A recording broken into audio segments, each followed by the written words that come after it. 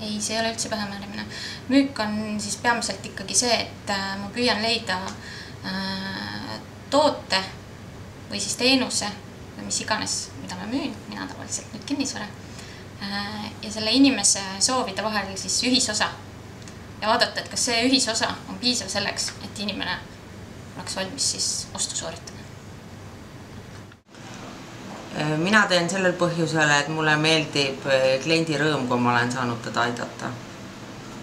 See on nii hea, kui ta järgmine päev helistab, teate, ma olen nii rahul oma uue koduga.